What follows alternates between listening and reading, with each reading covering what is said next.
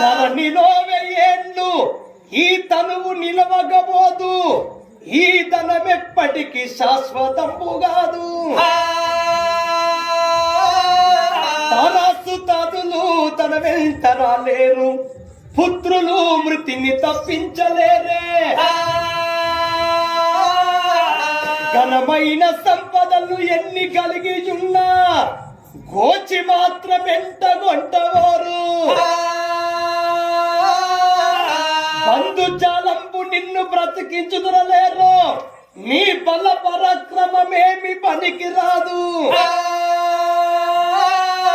వెర్రి కుక్కల భ్రమలన్నీ మరిచియు నిన్ను భజన చేసటి వారికి పరమ సుఖము.